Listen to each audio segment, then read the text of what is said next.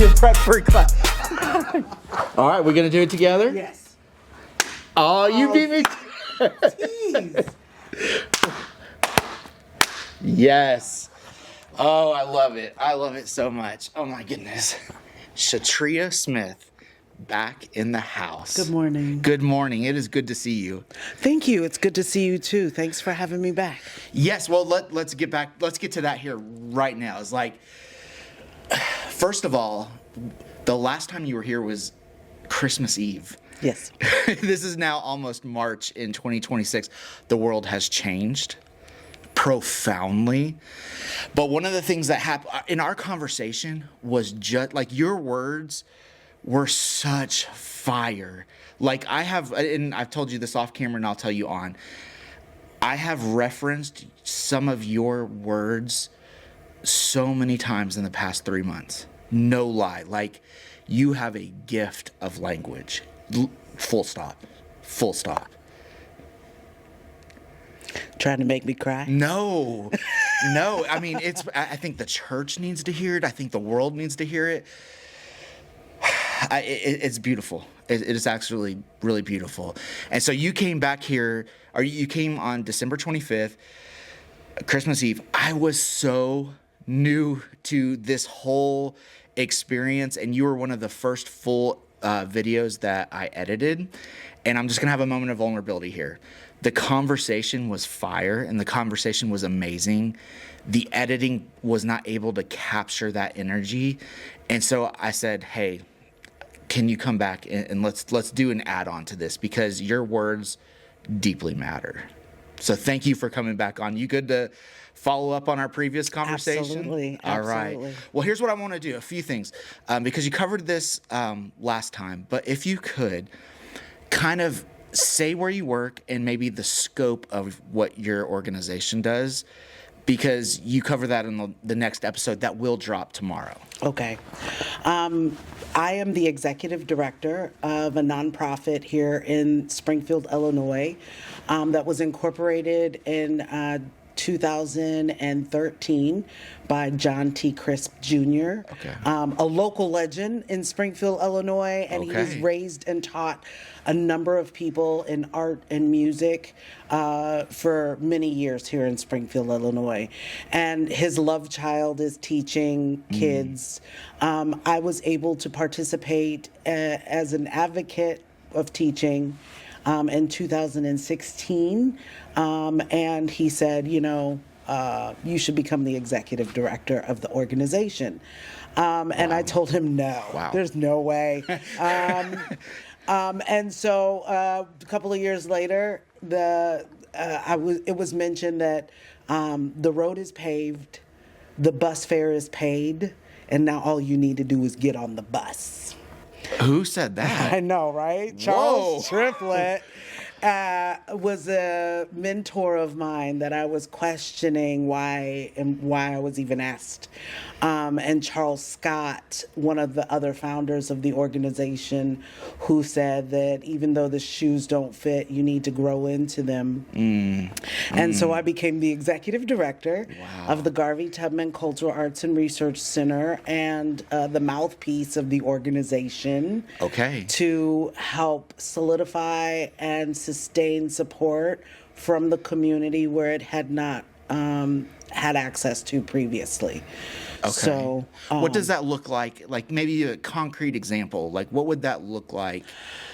Luckily for me, I started with the business plan. Okay.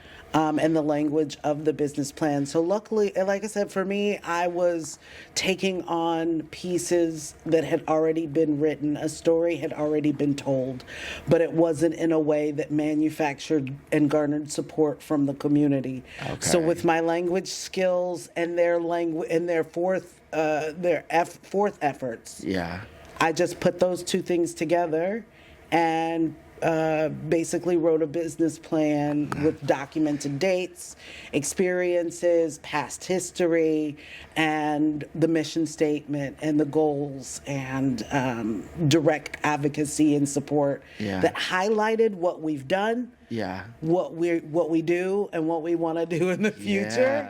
And so, oh, excuse me. No, you're good. And it turned out to be really wonderful. And I got a lot of support from community members to assist me, as I had previously never had the opportunity to do any of this work before.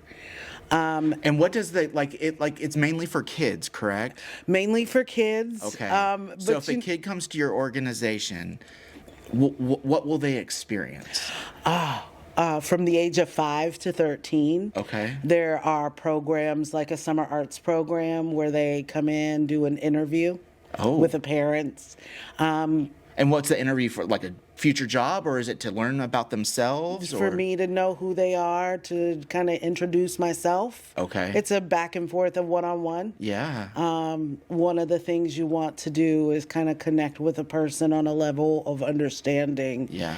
And so it starts off with the interview for some. Okay. Not everybody goes that route because we have to be fluid and flexible to where people are. Oh, yeah, absolutely. So at beginning interview, meeting the parents, meeting the student, letting them to see their spirit before, and letting them see my spirit. So powerful to know who it is you're meeting in an organization. Yeah. Do y'all have any projects that you're going on right now? Right now, we're working on several different things. Being a fluid organization, we find our advocacy tends to grow when we are available for different activities that have never been done before. Right? Because we are not only doing our summer arts program, we're working with Motherland Garden. They have an after-school program, and that's teenagers. And we've invented ourselves into a teenager mindset to get them ready for entrepreneurship and that's good. Powerful positivity. Like, what are you teaching? What are you proud of? And they say nothing. And I said, well, what do you do good? What do you do well? And they tell me what they do well. And I said, well, that's where you start your pride, is what you do well in. And it could be as simple as cooking. Yeah. It could be as simple as, I give the best hugs. And so y'all are definitely making an impact, and there's that care that you can see it. You can see the care you have for the community and the advocacy you have for the community. And so that's wonderful. Thanks. I also want to include, I do Black History presentations for kiddos in different schools and different organizations. So tomorrow I will be at Trinity Lutheran Elementary. You know what's interesting about that is we had yesterday, Tiffany Williams is our music director. I love her. She's very talented. Just so appreciate her. But we did a Harriet Tubman song. It was a spiritual song, and we had some guests come, and they walked out.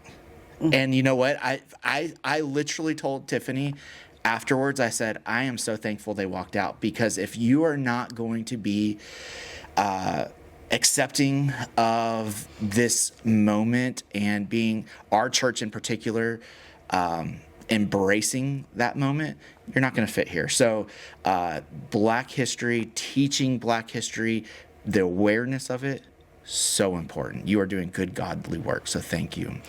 I like Black history, but Black history is American history, It is and American those that history. walk out don't want to know about American history. That's right.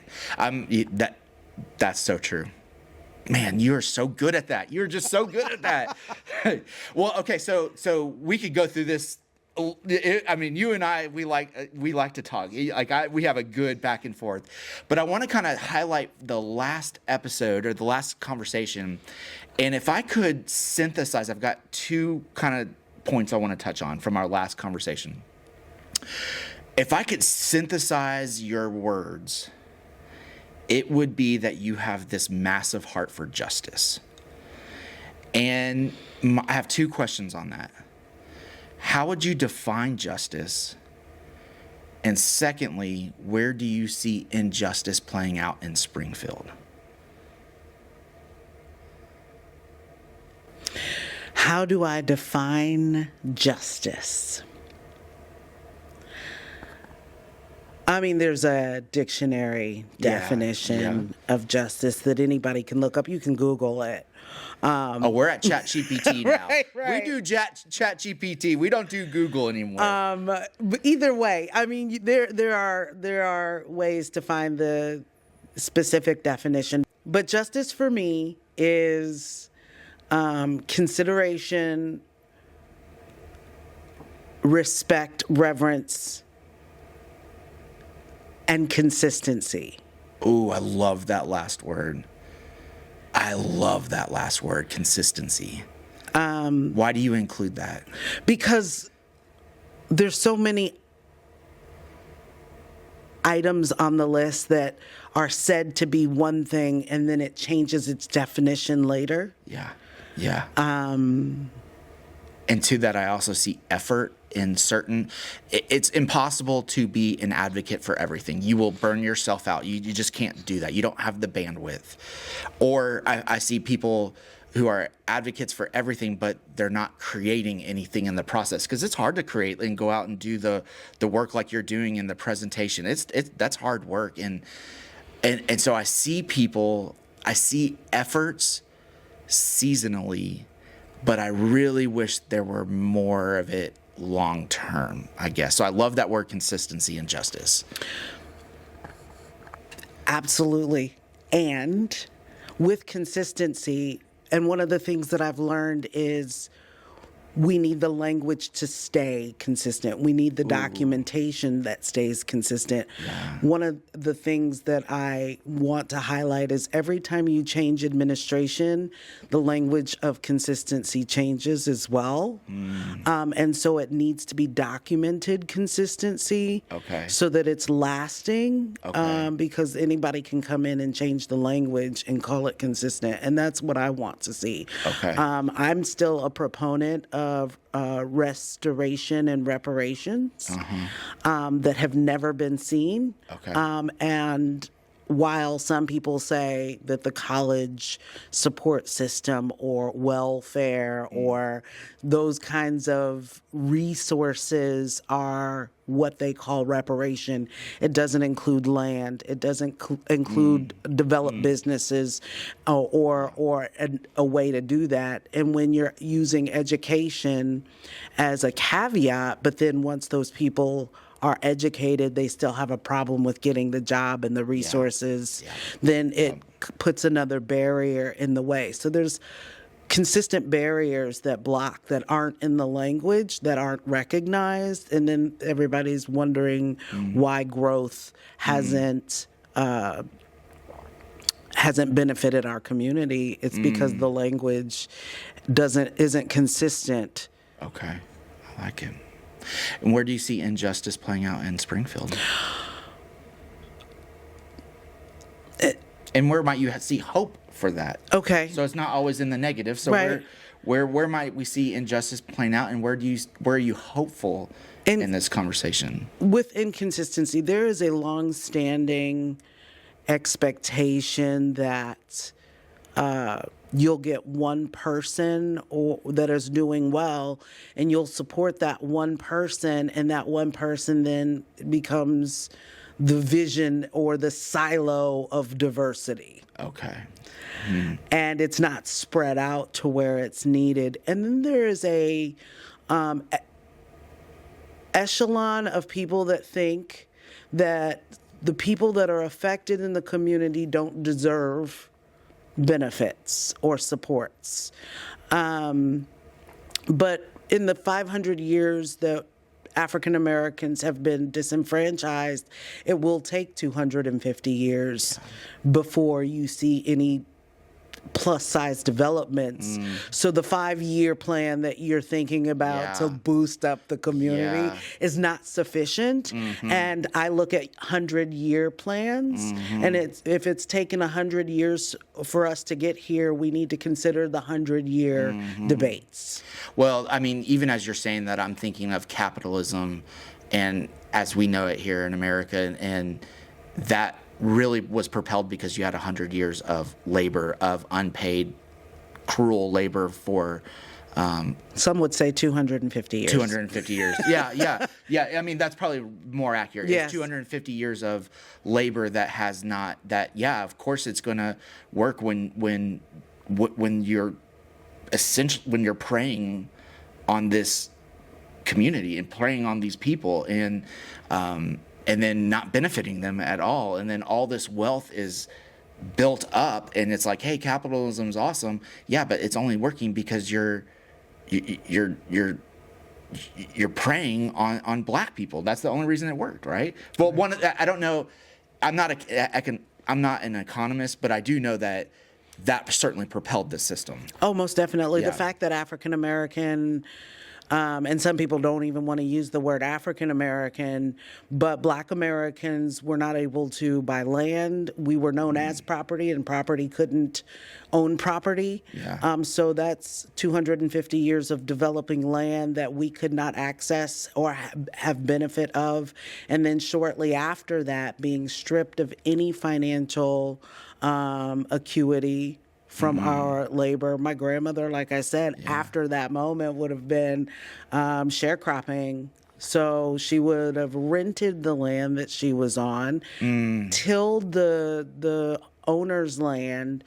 He would have gotten the benefit. He would have then made the prices of what the cost of all of the things that they tilled up, and then chose to pay her whatever. Yeah. Then she would have went to his company store and spent all of her money to get the supplies they needed from his company store, which meant that then they would have nothing at the end of the year and would have to start all over, perpetually in poverty. Perpetually the system pushed people down. It didn't raise people up. And we see that even today. It just it pushes people down. Wow. I do want to get back to that one thread, though. You said some people don't like saying African American history versus Black history. Could you parse that out for me? There is a movement when African Americans started feeling internal pride, and the Black Power movement and the Great Migration, the Renaissance time, and we were looking for identity. Right. And we had so many different visions of what we should call ourselves. I remember as a kid, and this is a little touchy, so be very careful. Okay, I will When be very I was careful. a kid, they used to have this song, I'm not a nigga, I'm a Negro. When I become a nigga, I'll let you know. So Negro was the great word because it showed power, and it wasn't the nigga word, right? I don't even like to say the word, but it shows a precedence of identity and self-identity and growing into that identity and learning, because we had nothing prior to that. We had enslavement. We were called slaves. We had to forge our own identity. And so African Americanism came out of forging that identity. And as we've grown into a more self-recognition of not only our history, but our identity in America. At this point, I'm an American. That's right. And I'm Black 24 hours a day, 7 days a week, 365 days a year. So I'm a Black American. Yeah. I would love to have a connection to Africa, but I don't. Okay. And when you say African American, does that take away from me as a Black American with the historic understanding of 500 years that I know about? Because I have no connection. I know that everybody in the world comes from Africa, so we're all Africans. That's right. That's right? But identifying myself as an American that's Black here gives me greater propensity to my community, right? I'm a Springfieldian, so you can't tell me nothing about Springfield. I know everything. I'm an American, so you can't tell me anything about, because I know America. Yeah. But African Americanism, and that's going to continue to change, right? Yeah. So, because we haven't left this planet. Right. right? Right. We're going to be earthlings one day. And then how do you attribute that growth? Black people are from the transatlantic movement, that migration, are the only ones that know what it feels like to move to Mars, would feel like to move to Mars, because we are the only ones that have been taken, transmitted, put in a new space. And Nikki Giovanni, a great poet, does a poem called Moving to Mars that highlights that transmigration. And one day, because we are so resilient, we will go to another planet and we will have that experience again. And because of our historic experience of that, then people will know what to expect because we've experienced it before. This is exactly why I even started these little conversations, because I have to parse out. I'm gonna have to rewatch this and there was so much in that, and like you said, I want to be sensitive to it. So I'm gonna honor your words, and before I speak on them, I want to rewatch them, listen to them, digest them, and then you and I can have a private conversation about them, because those were very powerful. That was a lot. That was a lot, but that was exactly the moment that needed to happen. So thank you, because I think there's going to be a lot of people who will benefit from that perspective. My daughter's in this room this very moment, and I'm glad she heard this perspective. So thank you. You're very welcome. The second kind of recap of our conversation, you kind of almost touched on it, is you talked a lot about how your story, your family was shaped by segregation here in Springfield. And you talked about 11th Street, and it's called, and I drove by it, and I saw another sign that's called Reconciliation Way. And like, I didn't put two and two together until after our conversation. So I guess what I would ask is, what would you want people like myself who are new to Springfield, don't know this dynamic, what would you want us to know about this story? Like, what would you want us to know about it as we move to Springfield? If you haven't seen segregation in your community, it's because you didn't look hard enough, because it's in every community. And it takes a moment to really consider if you overlook it because it doesn't benefit you, or if you're just not affected by it at all.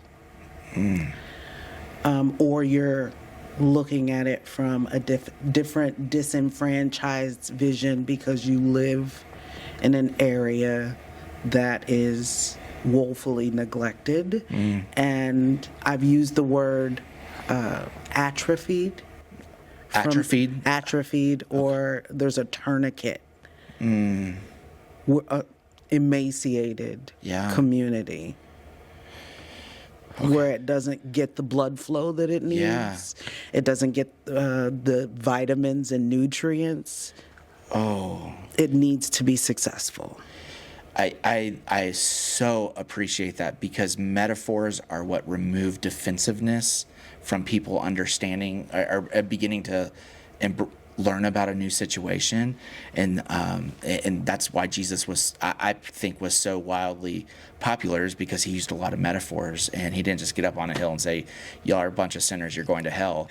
He told stories, and he left us with metaphors, and this metaphor of a tourniquet, this metaphor of not enough blood and nutrients getting to a community. Now that has some meat on it. And that separates it from race. I am so glad I'm just your friend. Like, I learned so much from you. Like, I am 100% so happy my daughter is here. I'm happy you're shaping my daughter in this very moment. You have a true sense. You just have profound words. Thank you. I'm glad to be helpful. And this is and by helpful. the way, Jesus, I'm a big fan. Okay. Big. I've always been a big fan. Okay. And I've carried the message of Jesus with me in my heart from the beginning of time. And I really do appreciate sharing the word of Jesus and the vision of Jesus and Mary Magdalene. I don't discount Mary Magdalene and all of her efforts as well, because I do believe that the divine masculine is as good as if the divine feminine has equal power and support. Historically, we have been really leaning towards the divine masculine, and I'm not saying that we would. Well, the third part of the Trinity is a feminine noun. Right. I mean, ruach is a feminine. That now, for people who don't know the Hebrew, I just lost them all. But the third part, the spirit in the Hebrew, is a feminine word. I mean, it is in a feminine form. Yeah. Yeah. And we're not doing her justice. Okay. Would you be willing, before we kind of turn it over to you and you maybe give some thoughts on the interview, would you be willing to share an excerpt of your new book? Yes. I would love that. So a little pre-conversation. I started writing this book unknowingly, just collecting poetry. But what happened is my mom had Alzheimer's and dementia. And so I started writing through that experience. And my counsel comes through poetry because Grandma taught me poetry, share. And I always feel like Grandma's kind of giving me uplift after I write my poetry down, and I feel like I can pull her spirit out of the words. Okay. To give me what I need to hear to lift me up. So I use poetry as my counsel. And so after I started writing this poem for my mom, I was like, oh, I'm going to write a book. I'm going to start collecting all of this information, and I'm going to have it written, next year. And so I told you about Grandma Tina. That's right. This book is called Let Your Pen Be Your Weapon, Let Your Voice Be Your Shield. Let your pen be your weapon and your voice be your shield. Correct. And on the book, it is, and I know this is controversial, but it is AI cover art. And I used it because... Oh, your post blew up. I saw that. Right. Yeah. I used it because we have, and I have another analogy for this. You have a gun manufacturer, you're not complaining at the gun manufacturer's house. You have a business that sells the gun, you don't protest the business selling gun. You shop at the location and help pay the rent for those people that support the gun lobbyists. You vote for the politician that support the gun lobbyists and the language that goes into law. But then you get mad at the person standing in line for the pellet gun. I don't understand it. So I'm not worried about the pellet gun me until you show me that your effort is going towards the manufacturer, the politician, the language, and the business. I just need to spend more time with you. That's all that comes down to. Okay, so what is me. So this is me in the AI cover art. This is my Grandma Tina. And we are in a field of sunflowers, which is reverence and respect and just history, just all together. So she's whispering in my ear while I write these stories, and it becomes a book. So that's why I have this as my cover art, because I wanted it to tell a story. That's right. That's right. So there is a poem in here that I'm choosing, and this book I'm really excited about. Because it does go through a couple of years of activity, activism, personal statements, feelings, and it's feisty. Okay. So everybody needs to read a feisty book. Right. I mean, everybody needs that. I love some Audre Lorde, and there's a few other people that... Sister Souljah. I know Audre Lorde. I don't know Sister Soldier. Oh, she was a rapper, a female rapper that became she was always an activist, but she stood against a lot of prominent politicians. She would go online. She would stand up for herself and her community. So activism with language to teach people that we're not what you think we are. We are what we tell you. Okay. And you accept that. That's what you get what you get. You don't throw a fit. Okay. But this is the poem called "The Line of Demarcation," and this was written for the Reconciliation Way. 11th Street or Delmar Divide in Springfield, Illinois, and it was written for the Black Lives Matter procession in 2025. Okay. The line of demarcation is only 9 blocks from the Capitol's feet. Important information, but what does it matter to me? Springfield, my city since 1865, where Lincoln happened to be, signed the 13th Amendment so that Negroes would be free. For hope to change America's financial divide, for the government to pick a refreshing side while proclaiming progress for the matter of Black lives, yet rephrasing and re-legitimizing the language of genocide. Hopeful words and hopeless works in mass, the etymology of systemic neglect added to the task, epitomizing Black laws unjustly without any class, usurped, unfounded proclivity, bound and burned if sassed. It is quite obvious today and easy as hell to see the progression of oppression on these segregated East Side streets, burdened to resettle without justice on repeat, while looking at the hallowed etchings built upon our keep. Sedentary due to repeated traumas encased behind closed doors. Expectations in a biased world that beat, raped, and killed my ancestors. Blamed for the baggage that is anchored to our souls. Blame for the incurable hope white supremacy repeatedly stole. Trust and understand this message. I will fight before I flee. Running from fear and terror doesn't make you much more free. And don't expect me not to acknowledge the antithesis I see when the line of demarcation is only 9 blocks from the Capitol's feet.